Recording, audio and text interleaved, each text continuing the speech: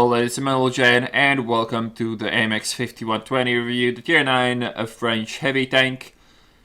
As all French heavy tanks, it's not well known for its great armor, and same goes here. 190 upper, 100 lower plates for some reason, so try to avoid shooting the lower plates. Actually better armor than the rest of this tank pretty much. And in all seriousness, there's only two real places you bounce on this tank. It's either in the gun area, where you can get some auto bounces, or it's in the top of the turret area. But for that to happen, the player who's playing the 5120 has to raise his gun all the way up, and then you can actually get some ricochet zones here, which is what I recommend you to do if you're reloading and you can't hide. Try to raise your turret. It's going to give you the best chance of bouncing some unlucky shots.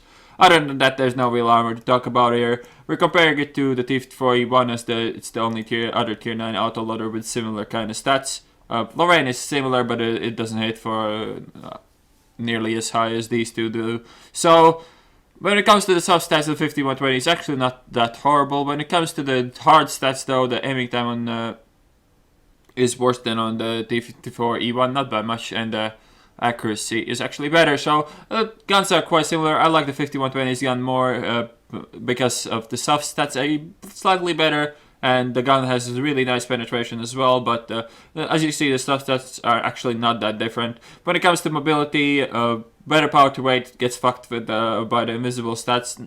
The tanks are reasonably equal when it comes to mobility, but on paper this would look better, even though it's not. So that is something to note. Elevation 6, depression 6, extremely poor gun elevation. Gun depression is not that horrible with 6 degrees, but note that the gun elevation is better to the sides and to the rear of the tank, since the turret and shit. So that is something to note. That being said, we have two quick and fast replays, so let's go and check those two out. So here's the first game, playing Ocarelli, playing solo, tier 10 game, not a really big issue with this tank though. But as always, before the game starts, let's look into the stats a tiny bit. We'll compare it mostly with T-4E1. So 1715 hit points, exactly the same as on the T-4E1. 750 signal range, nobody cares. 65 kilometers an hour top speed limit forwards, way better than on T-4E1. You don't really reach it all that often, but you definitely reach better speeds than the T-4E1 does. 20 kilometers in hour backward speed, which is extremely nice. Tank weighs 60 tons, which is actually pretty good for ramming if you don't have any other options left. Horsepower 1000 horsepower ton, 16.66, better than on E1, but that's kind of equal that out. First unload, first clip, managed to unload 2 shots already. Only one of them decided to hit, and now 3090 for some reason decided to trade with me, and I'll take that trade every time of the day. One shot didn't hit, but well, it did hit, it didn't penetrate, but there's nothing you can do about it, so I'm just sitting here and reloading. When it comes to the gun, 400 average damage, 257 penetration, and the DPM is actually not horrible for an autoloader, 2100 base DPM.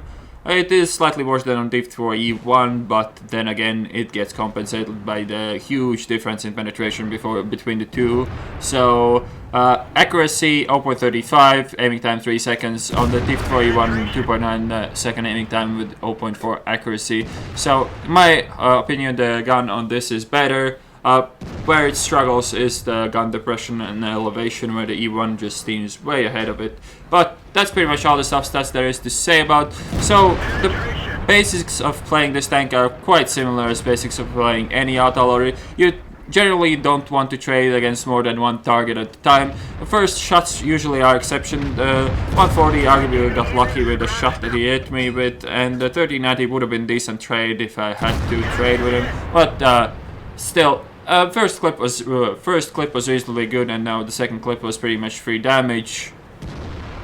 As always, you have seen me use this spot before in the Leopard and things like that. Autoloaders are usually not that great for this spot. Some things will happen in this game which will make the autoloader of this tank slightly better in this position than it would be otherwise. But as far as you should be aware, you can take one shot here every 10 seconds around, so you don't want to use your entire autoloader clip.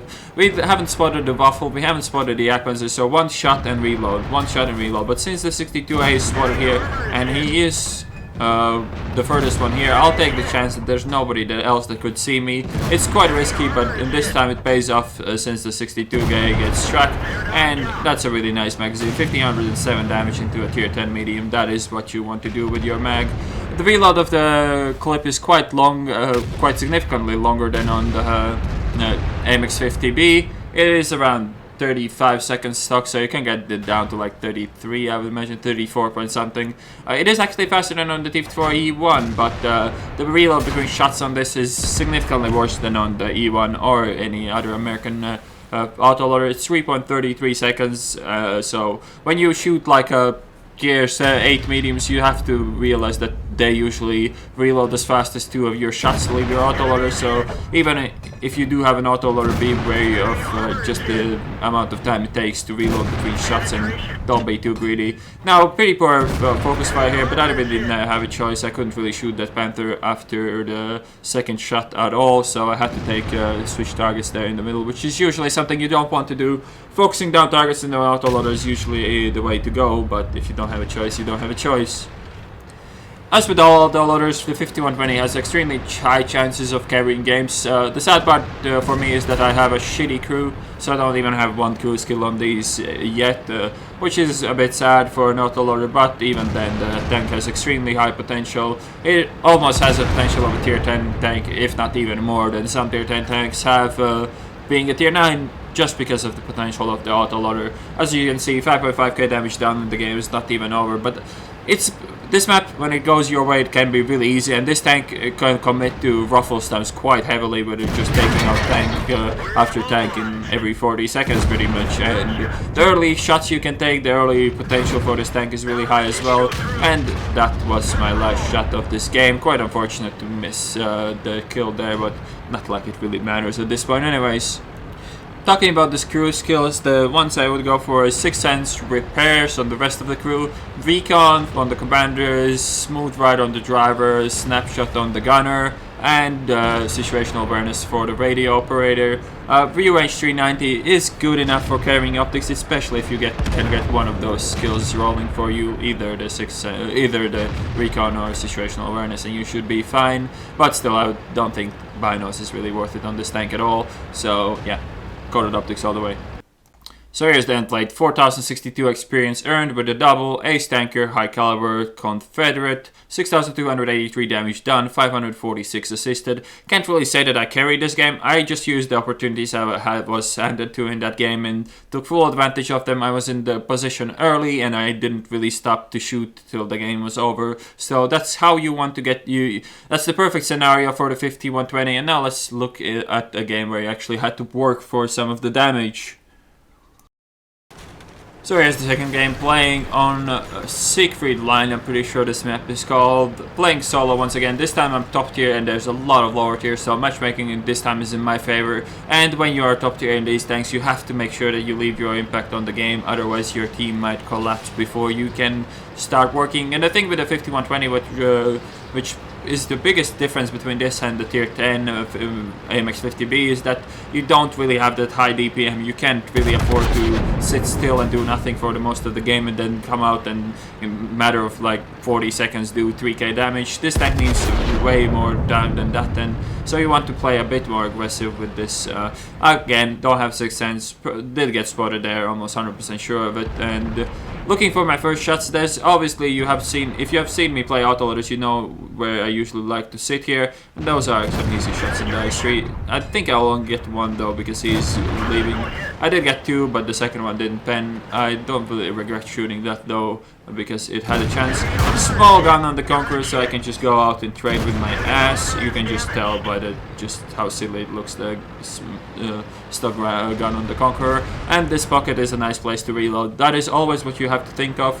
Whenever you're going somewhere aggressive in this tank, you always have to think of if you will have a spot to reload behind and cover to hide basically for the 35 seconds you're reloading, because otherwise you're gonna get wrecked.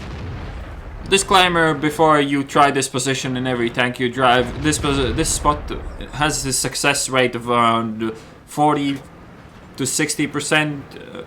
you often can find yourself being caught out in this spot and wrecked quite quickly. But in this case, they didn't take the other side of this little pocket, so I can just sit here and pretty much farm the entire enemy team. I'm gonna take this last shot as well because I have already loaded and I cannot be bothered to leave without shooting it, and I do it for free, so it was not a worry at all. 2600 damage with 2 magazines is not like it's the highest ever, but since I picked up 1 kill, it is not bad at all. When it comes to the equipment you want to use on this tank, it definitely is a vert stab, and then the choices between gun length drive, ventilation, and coated optics. I always want to put coated optics on my tank, so I'll skip one of the other two, and what I'm going to skip is going to be the gun lane drive. The tank's reload between shots is 3.3 seconds and the aiming time is 3 seconds, so you have plenty of time to aim while your shots are reloading. As long as you aim your first shot, all the rest of your shots will be aimed as well. So in my opinion, gun lane drive is not as important as this tank at all. And now our team is going quite aggressively, so I am going to join this spot, even though it doesn't seem very safe or anything along those lines anywhere even near. I have 3 shots left, but another thing you can't really afford in the 5120, you can't afford to just reload every time you fire a shot or two. You want to make sure that you use all your entire magazine, otherwise you're gonna start locking in the damage done department. And now the 12T wanted to fuck with me, so I will give 1 shell right into his face. 2 shots left. I really want to spend these 2 though before I need to reload. Now I think I found my target, but first of all you always want to be sure that you can fall behind somewhere to reload. So first of all, looking for cover, then I'm gonna try to unload, and instead of unloading into silver Pershing, I'm gonna unload in something a bit more valuable. Since I have this 1 shell left, I am going to shoot someone with it, and since the silver Pershing turned around and since he fucked with me earlier, I'm gonna make sure that he gets 1 as well. Now reloading, 4k damage done, 2 kills, and the game, although we are winning by 1 tank, it doesn't really look very safe, especially with all that red right next to me, and they are going to kill some. T-54 is dead, so the score is 8-7, but they still have a lot of high tier tanks, and I need to make sure this next magazine, as I was saying while playing this live, is going to win or lose me the game. If I get to unload a really nice mag here, we pretty much win this game. Since the 5120 just was unloading into the T-54, I have a really high chance of catching him off guard and while reloading. And since the 416 fucked off completely, I have my chance now. Peek out as far as I need to. 1 low roll and 2 low rolls into fire though, but I will have to shoot him 3 times to get the kill. And this buckle is another kill as well for some reason. So as I said, this mag will win or lose the game. It a bit unlikely that we would have lost even if I kind of failed this mag, but now it's a certain victory for sure. 5k damage, just driving around and pretty much taking my time whenever I need to kill someone. This Yak Tiger kills the Super Pershing, but I have his butt, so it shouldn't be the hardest target to kill ever. Make a pretty poor mistake, and if I was a one-shot, this could have almost costed me the game.